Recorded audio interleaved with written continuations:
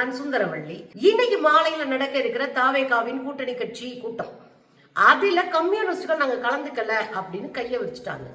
மிரண்டு போய் நிக்கிறாரு விஜய். அடுத்த கட்ட நடவடிக்கை என்னவா இருக்கும் அப்படின்னு பேச ஆரம்பிச்சிருக்கிறாங்க. என்ன நடக்குது தோழர்களே? இன்றைக்கு தங்களுக்கு ஆதரவு கொடுத்த கூட்டணி கட்சிகள் எல்லாம் அழைத்து பேச்சுவார்த்தை நடத்துவதுன்னு முடிவு பண்ணிச்சு தாவேகா. அதுக்காக கோவளம் பகுதியில் இருக்கிற ஒரு 5 ஸ்டார் ஹோட்டல்ல ஒரு அறையை பிக்ஸ் பண்ணி அங்க கூட்டம் நடத்துறாங்க. அந்த கூட்டத்துக்கு நேரடியாகவே போய் தங்களுக்கு ஆதரவு தெரிவிக்கிற கட்சிகளுக்கு எல்லாம் போய் அழைப்பு கொடுத்திருக்காங்க, கடிதமா கொடுத்திருக்கிறாங்க. கூட நிக்கிற அருண்ராஜ் மத்தவங்க எல்லாரும் போய் ஆளுக்காலு கட்சி தலைவர்களை சந்தித்து அவர்கள் கடிதம் கொடுத்து நாளைக்கு இந்த கூட்டத்துக்கு வாங்க அப்படின்னு அழைச்சிருக்கிறாங்க. இந்த கூட்டம் எதுக்கு அப்படின்னா, எதிர்காலத்துல என்ன பண்ணலாம், இதை கூட்டணியா பிக்ஸ் பண்ணலாமா, இருக்கிற பிரச்சனை எப்படி சமாளிப்பது அப்படின்னு நிறைய பேசுறதுக்காக அந்த கூட்டம். அதுக்காக நேத்து போய் ஆதவர்ஜனா புஷியானது போய் கடிதம் கொடுக்குறாங்க. கொடுத்த உடனேயே இல்லை இது நியாயம் இல்லை, நாங்க வரல அப்படின்னு கம்யூனிஸ்டுகள் தெரிவிச்சாங்க. ஏன் வரல? நாங்க உங்க ஆட்சியில பங்கெடுக்கல, நாங்க உங்க மந்திரி சபையில பங்கெடுக்கல, நாங்க வெளியே நின்று உங்களுக்கு ஆதரவு கொடுக்கிறோம். RSS பாஜக சங்க பரிவார கும்பல் உள்ள நுழைஞ்சு தமிழ்நாட்டுல ஆட்டையை குலைச்சாலும் குழப்பாங்க அப்படின்றதுனாலையும், இங்க நீங்க குடியரசுத் தலைவருடைய ஆட்சியை கொண்டு வந்து அதன் மூலமா ஆளுநரை கொண்டு வந்து உட்கார வச்சு இருக்கிறதையும் சதைச்சு விட்டுருவாங்கன்றதுனாலையும் நாங்க வெளியே நின்று உங்களுக்கு ஆதரவு கொடுக்கிறோம். அதே போல அரசு தவறுகள் செய்யும் போது தட்டி கேட்கிறதோ போராட்டங்கள் நடத்துறதோ நாங்க தவறவும் மாட்டோம். எங்களுடைய கோரிக்கைகளை தொடர்ந்து நாங்க சொல்லிக்கிட்டே இருப்போம். அதனால நாங்க இந்த கூட்டத்தில் கலந்துக்கிறது என்பது தார்மீகமாக சரியானதே கிடையாது அப்படின்னு ஒரு லெட்டர் கொடுக்கும் போதே சொல்லிட்டாங்க. இது பெரிய அதிர்ச்சியை இவர்களுக்கு உருவாக்கி இருக்கு. ஏற்கனவே என்ன பிரச்சனையில இருக்கிறாங்க, எந்த கூட்டணி கட்சி எப்போ கழட்டி விடுமோ என்ன பிரச்சனை ஒரு முன் பயத்துல இருக்கிறாங்க. கம்யூனிஸ்டுகள் மீதும் விசிகா மீதும் அவங்களுக்கு கொஞ்சம் நம்பகத்தன்மை கம்மியா இருக்கு. காரணம், இவங்க தப்பு, இது எளிய மக்களுக்கான தப்பு, இது பாசிச பாஜகவை நீங்க ஆதரிக்கிறீங்க, தமிழ்நாட்டு உரிமையை பாதிக்குது, தொழிலாளர் உரிமையை பாதிக்குது, அப்படி ஏதாவது ஒண்ணு இருந்தா உடனே களத்துல இறங்கி போராட ஆரம்பிச்சிருவாங்க. நேற்று நடந்த ஆணவ படுகொலையில கம்யூனிஸ்டுகள் விசிகா எல்லாரும் களத்துல நின்று போராடிட்டு இருக்காங்க. சோ இப்படி ஏதாவது நமக்கு எதிராக வந்துடக்கூடாதுன்றதுக்காக தான் அதிமுகவை உடனே உடைச்சு ஆட்களை சேர்த்துட்டு இருக்காங்க. அதை விரிவா கலைய பார்ப்போம். உடைச்சு ஆட்களை சேர்த்துக்கிட்டு இருக்கிறாங்க. அதுக்கு பின்னாடி பெரிய அரசியல் இருக்கு. ஏன் அந்த ஆட்களை சேமிச்சிட்டு இருக்காங்க, ஏன் இந்த ஆட்களை சேர்றாங்க? அவங்க அப்புறம் ராஜினாமா பண்ண வச்சு அதே தொகுதியில உங்களை நிக்க வைப்பேன், அதே தொகுதியில உங்களை நிக்க வச்சு ஜெயிக்க வைப்பேன்னு உறுதிமொழி கொடுத்துட்டு இருக்காரு. யாரு? விஜய். அதான் வெளிப்படையாவே தோழர் வைகோ அவர்கள் சொன்னாரு. என்னை கூப்பிட்டாரு, 2 பேரும் எம்எல்ஏக்களை ராஜினாமா பண்ண வைங்க, திரும்ப அதே தொகுதியில் நிக்கட்டும், நான் பிரச்சாரம் நேரடியா பண்ணி அவங்களை திரும்பவும் எம்எல்ஏ ஆக்குறேன் அப்படின்னு அண்ணன் சொல்றதா தோழர் வைகோ வெளியே சொல்றதா நம்ம பார்த்தோம். அப்ப இந்த ஒரு குதிரை பேர வேலை நடந்துட்டு இருக்கு. பிற கட்சியில இருக்கிற எம்எல்ஏக்களை எல்லாம் தன்னுடைய கட்சி ஆட்களாக மாற்றி ஆட்சியை நிலைநிறுத்திக் கொள்வதில் ரொம்ப கவனமா இருக்கிறார். ஆனா மக்கள் பிரச்சனையில கோட்டை விட்டாரு. இன்னைக்கு கஞ்சா புழக்கத்தை தட்டி கேட்ட பாலாஜின்ற நபரை அடிச்சு கொலை செய்ய பார்த்திருக்கிறாங்க. நேத்து 2 சின்ன பசங்க, 20 வயசுக்குள்ள இருக்கிற பசங்க காதலிச்சாங்கன்றக்காக 2 பேருமே கொன்னு தொங்க விட்டானுங்க. சட்ட ஒழுங்கு சந்தி சிரிக்குது, எங்க பார்த்தாலும் படுகொலைகள், எங்க பார்த்தாலும் அடிக்கடி. ஒருத்தன் போய் பீர் கேட்டு சண்டை போடுறான், நான் தாவேக்கா, எனக்கு ஃப்ரீயா சாராய குடியா அப்படின்னு போய் அந்த கடைக்குள்ள இருக்கிற அந்த ஊழியர்களை, டாஸ்மாக் ஊழியர்களை அடிச்சு போட்டு நேத்து அங்க ஒரு அலப்புறேன். இன்னொரு பக்கம் பார்த்தா பெட்ரோல் பங்க்ல போய் எனக்கு கேன்ல கொடுன்றாங்க. பெட்ரோலை கேன்ல கொடுக்க கூடாதுன்றது சட்டம் தமிழ்நாட்டுல. எப்படியானாலும் வண்டியை தள்ளிட்டு போய் கூட வண்டியில தான் போடணும். எங்கேயோ ஒரு இடத்துல கிராமங்கள்ல முகம் தெரிஞ்சவங்க இவர் தப்பு பண்ண மாட்டாருன்னு தெரிஞ்சா கொடுக்கறது வழக்கம், அவ்வளவுதான். பொதுவாகவே 99% கொடுக்க மாட்டாங்க. இவர் போய் கேட்கிறாரு கேன்ல, கொடுக்க மாட்டேன்னு சொன்ன உடனே போட்டு அடிச்சு அந்த பங்க்ல, பெட்ரோல் பங்க்ல வேலை பார்க்குற அந்த ஊழியரை அடிச்சு தாக்கி அவரு காயப்பட்டிருக்காரு. கடைசியில என்னன்னு கேட்டா, நான் அமைச்சருடைய சொந்தக்காரன் அப்படின்னு இருக்கிறாங்க. என்னத்த சொல்றதுங்க, அமைச்சர் சொந்தக்காரன்னு ஒரு பக்கம் லஞ்ச லாவணியத்துல பெருக விட்டுக்கிட்டு இருக்கான். தெருவா போய் அடிக்கிறது, மிதிக்கிறது, வைக்கிறதுன்னு இருக்கான். கஞ்சாவை தட்டி கேட்ட பாலாஜியை போட்டு அடிச்சு காவல்துறை வேடிக்கை பார்த்திருக்கு. கடைசியில போலீஸ் ஸ்டேஷனுக்குள்ள ஓடி போய் உயிரை காப்பாத்திக்க வேண்டிய சூழ்நிலைக்கு அவர் தள்ளப்பட்டிருக்காரு. அவர் ஒரு நடத்துனராவோ ஓட்டுநராவோ இருக்காரு. என்னதாங்க நடந்துட்டு இருக்கு? இத பத்தி எல்லாம் பேச மாட்டாரா அண்ணன் வாயே திறக்க மாட்டாரு, பேச மாட்டாரு, ஒன்லி செயல்ல காட்டுவாராம். என்ன செயல்ல காட்டினாரு?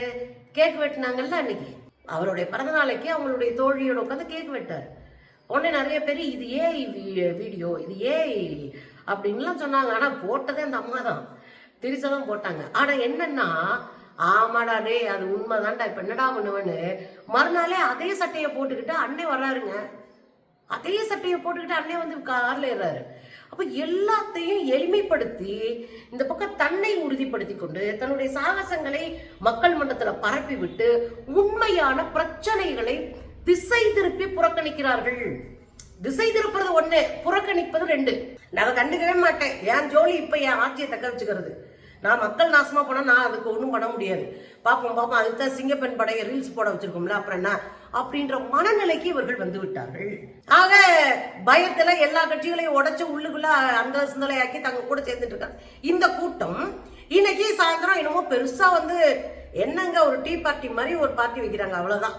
எல்லாரையும் கூப்பிட்டு வச்சு நன்றி தெரிவிச்சு நீங்க தான் என் நாற்காலி, நீங்க தான் என் நாற்காலி 4 கால்கள் அப்படின்னு காலில் விழுவாரு. எப்படி 41 பேர் மரணத்தப்போ காலில் விழுந்து தன்னை நல்லவரும் காமிச்சுக்கிட்டாரு. அது போல இன்னொன்னு நமக்கு நல்லது நடந்தா சரிதான் அப்படின்னு நம்மளும் போய் உட்காருவாங்க.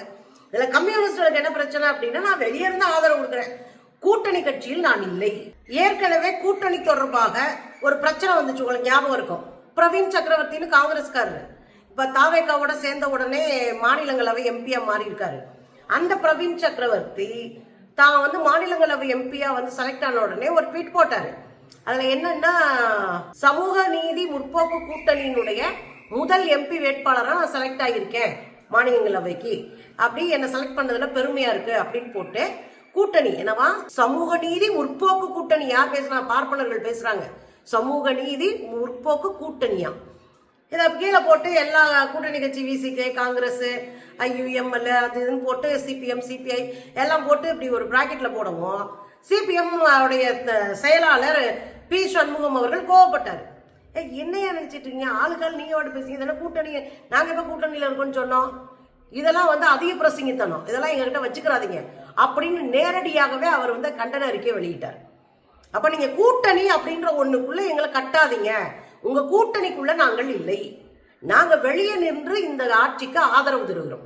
மக்கள் உங்களை நம்பி ஓட்டு போட்டாங்க, 108 தொகுதி உங்களுக்கு கொடுத்துருக்காங்க, அது வீணாகாம மக்களுடைய இதுக்கு ஒழுங்கா வேலையை பாருங்க, நாங்க வெளியே நின்று ஆதரவு கொடுக்குறோம், அப்படிதான் எங்க வேலை அப்படின்றதுலாம் தெளிவா இருந்தாங்க. அன்னைக்கே அதை கண்டிச்சு பிரஸ் மீட் நடந்தது, அறிக்கை வெளியிட்டாங்க, எல்லாம் நடந்துச்சு, அதை எல்லாரும் உங்களுக்கு தெரியும். இன்னைக்கு என்ன சொல்லிட்டாங்க, ஆதவர்ஜினாட்ட நாங்க கலந்துக்க முடியாதுப்பா, நாங்க முதலமைச்சரை சந்திக்கும் போது பேசிக்கிறோம், நாளைக்கு வேற ஒரு விஷயமாக மக்களுக்கான பிரச்சனைகள் எடுத்துட்டு போய் பார்க்கணும், அப்ப நாங்க நேரடியா சொல்லிக்கிறோம்ட்டாங்க. இன்னைக்கு மக்கள் பிரச்சனை, சாதியானவ படுகொலைக்கு சிறப்பு சட்டம் தேவை, நேத்து 2 பேரை அடிச்சு தொங்க போட்டானுங்க. இன்னும் சொல்ல போனா தமிழ்நாட்டுக்குள்ள சட்ட ஒழுங்கு சந்தி சிரிச்சிட்டு இருக்கு, பெண்களுக்கு பாதுகாப்பு இல்லை, தொழிலாளர் சட்டம் திருத்தப்பட்டுக்கிட்டு இருக்கு. பாஜகவினுடைய தொழிலாளர் சட்டத்தை தூக்கிட்டு வந்து இங்கேயும் தொழிலாளர் சட்டம்ன்றான். அது தொழிலாளர் சட்டம் இல்ல, தொழிலாளர்களை அதோட கூண்டோட புதைச்சு விடுற சட்டம் தான் அது. தொழிலாளர் திருத்த சட்டங்கள் எல்லாமே அதை தமிழ்நாட்டுக்குள்ள இம்ப்ளிமெண்ட் கொண்டு வந்துடக்கூடாது. அதே மாதிரி அவங்களுடைய கல்விக் கொள்கை, புதிய கல்விக் கொள்கை 2020 அதை கொண்டு வந்து எங்க மண்டையில திணிச்சிடாதீங்கன்னு பல கோரிக்கைகளோட சிஎம் போய் பாக்குறாங்க. இப்படி பல பிரச்சனைகளை எல்லாம் போய் சொல்லி புரிய வச்சு இதெல்லாம் இது பண்ணுங்க, அதெல்லாம் இது பண்ணுங்கன்னு முதலமைச்சரை சந்திச்சு இதெல்லாம் சொல்றதுக்காக இன்னைக்கு போறோம்னு ஏற்கனவே அப்பாயின்மெண்ட் வாங்கி இருக்கிறாங்க. இன்னைக்கு போய் பார்த்துருக்காங்க முதலமைச்சர். பார்த்துட்டு இந்த கோரிக்கையெல்லாம் வச்சுட்டு இவ்வளவு பிரச்சனை இருக்கு தமிழ்நாட்டில், அதை கூட சரி பண்ணுங்க, இதுதான் முக்கியமான வேலை, அதுக்கப்புறம் நீங்க என்ன வேணாலும் பண்ணுங்க அப்படின்னு சொல்லிட்டு அதை பண்ணிட்டு பத்திரிகையாளர் சந்திப்பு நடத்துறாங்க. அதுலயும் தெளிவா சொல்றாங்க, நாங்க வெளியே நின்று ஆதரவு கொடுக்குறோம், அவ்வளவுதான் எங்க வேலை, ஆட்சியில பிரச்சனை இருந்தா போராட்டம் நடத்துவோம், அதாவது சுட்டி காட்டுவோம், தட்டி கேட்போம், அவ்வளவுதான் அப்படின்னு முடிச்சுட்டு வந்திருக்கிறாங்க. அப்போ ஒரு பிரச்சனை இன்னும் பூதாகரமா இவங்களுக்கு தெரியுது. என்ன, ஐயோ ஏற்கனவே 107 தான் வச்சிருக்கோம், ஏன்னா 2 தொகுதியில் அண்ணார்ல 107 தான். காங்கிரஸ்ல இருந்து ஒரு 5 பேர் வந்திருக்கிறாங்க, அது 112. அதுக்கப்புறம் 2 இப்ப அதிமுகல இருந்து ஒரு 5-6 பேர் வெளியே போறாங்க, இன்னும் அவங்க ஜெயிச்சு உள்ள வரல. இப்படி தரிகெடுத்தம் போட்டுக்கிட்டு இருக்கிற இந்த காலகட்டத்துல இவங்க இப்படி சொல்லிட்டாங்களே அப்படின்னு நொந்து போய் உட்கார்ந்துருக்காரா நம்ம அண்ணன் விஜய். நான் என்ன சொல்றேன், வெளியில இருந்து ஆதரவு கொடுக்குற வரையும் வச்சுக்கோங்க, அவ்வளவுதானே. நீங்க தான் இன்னும் பல கட்சிகளை உடைச்சு ஆளுங்களை சேர்த்துட்டு இருக்கீங்கல்ல, அடுத்து இடைத்தேர்தலுக்கு அப்புறம் நீங்க சுகவாசியா உட்கார்ந்துக்கிட்டு மிச்சம் மீதாரியும் ஆட்டையை போடுங்க, அது வரைக்கும் அமைதியா இருங்கன்னு சொல்லி அண்ணனை ஆறுதல் படுத்துறது தவிர வேற என்ன இருக்கு. கம்யூனிஸ்டுகள் தங்களுடைய களத்துல தெளிவா இருக்கிறாங்க, அதே சமயத்துல தப்பு தட்டி கேட்கறதுலயும் தெளிவா நிக்கிறாங்க அப்படின்றதான் நாம இங்க பார்க்கலாம். என்ன இதை போய் இந்த கும்பல்கிட்ட உட்காந்துக்கிட்டு பேச்சு வாங்க வேண்டியிருக்கே அப்படின்றது தான் இங்க நம்ம யோசிக்க வேண்டிய ஒண்ணு.